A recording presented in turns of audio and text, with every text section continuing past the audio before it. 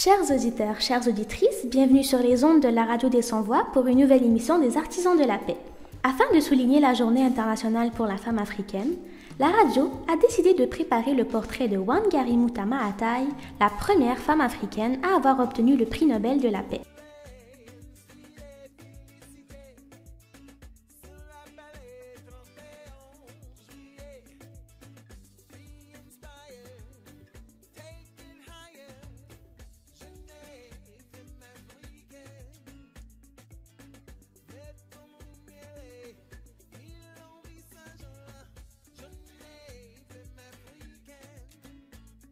Wangari Maathai est née le 1er avril 1940 au Kenya, dans la province centrale, et est issue de la tribu des Kikuyu, de parents fermiers.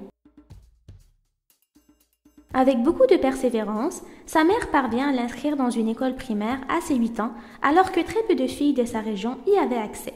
Après avoir obtenu son baccalauréat en 1959, elle obtient une bourse de l'administration Kennedy qui lui permet d'aller étudier dans une université américaine. En 1964, elle obtient une licence en biologie.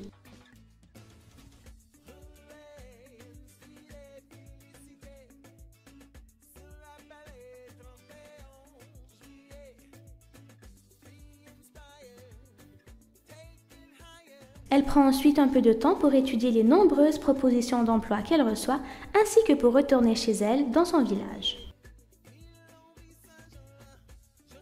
Elle réalise alors que l'écosystème a complètement changé.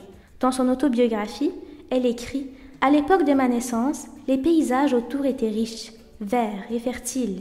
Les saisons étaient si régulières. Aujourd'hui, le climat et l'environnement ont changé et sont devenus imprévisibles. » Après l'obtention de son master, elle s'envole pour l'Allemagne et travaille à l'université de Munich.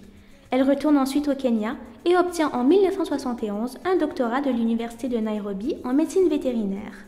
Wangari Maathai devient la première femme d'Afrique centrale et d'Afrique de l'Est à obtenir un doctorat.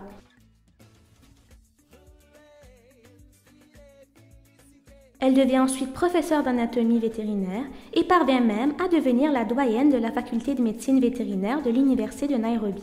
Elle devient également très active dans la Croix-Rouge kenyane, l'Association kenyane des femmes universitaires, le Centre de liaison sur l'environnement et accède à la tête du Conseil national des femmes du Kenya.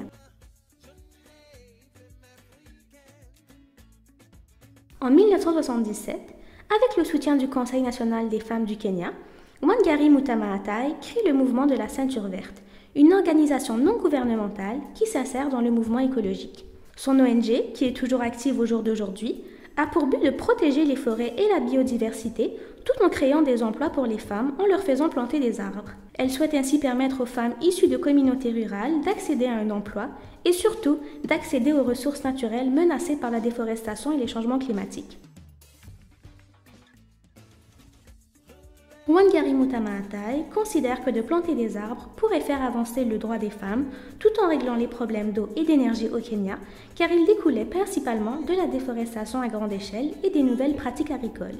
Une de ses citations célèbres restera toujours « Plantons des arbres et les racines de notre avenir s'enfonceront dans le sol et une canopée de l'espoir s'élèvera vers le ciel ». Son activisme pour la protection de l'écosystème et pour le droit des femmes l'amène ensuite automatiquement à s'impliquer dans un combat contre le régime autoritaire du président du Kenya de l'époque, Daniel Arap Moi. Elle lutte ainsi contre le gouvernement qui cautionne et organise la déforestation au Kenya et qui privatise les forêts. Elle s'oppose au fait que des décisions politiques puissent menacer des ressources vitales pour le peuple kenyan. En 1979, après avoir eu 3 enfants avec l'homme politique Wangari Maathai, elle divorce. Son ex-conjoint avait déclaré au juge que Wangari avait un trop fort caractère, qu'elle était trop instruite et têtue et qu'il était incapable de la maîtriser. Le juge lui avait donné raison et avait donc prononcé le divorce. Wangari Maathai avait ensuite déclaré dans la presse que ce juge était incompétent et avait à cet effet effectué son premier séjour en prison. Sous la présidence de Daniel Arap Moi, elle sera emprisonnée plusieurs autres fois pour son militantisme. Elle s'était d'ailleurs opposée à la construction d'un palais pour le président qui aurait engendré la destruction de plusieurs arbres. Elle essaya de faire comprendre au peuple qu'il pouvait avoir un véritable poids pour faire changer les choses et incite entre autres des mères de prisonniers politiques à protester pour obtenir la libération de leurs enfants via l'association Release Political Prisoners. En 2003, après la fin du règne de Daniel Arap Moi et le début du multipartisme, elle fonde son propre parti politique, le Parti vert Mazingira, et elle remporte un siège au Parlement. Entre 2003 et 2005, elle devient même secrétaire d'État à l'environnement. Parallèlement, son ONG continue à grandir et étend même son combat au-delà des frontières du Kenya.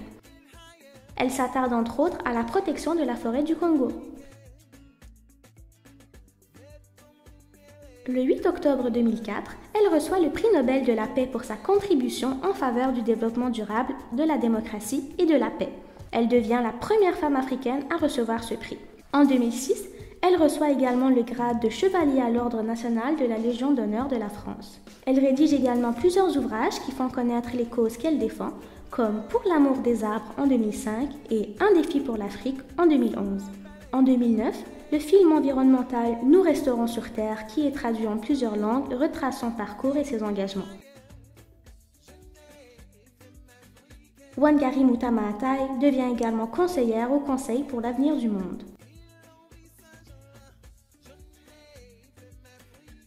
En date du 25 septembre 2011, à l'âge de 71 ans, elle décède à l'hôpital de Nairobi suite à un cancer. Elle reste gravée dans la mémoire de tous comme la femme des arbres, la reine des forêts kenyanes et surtout comme une militante africaine dévouée et courageuse.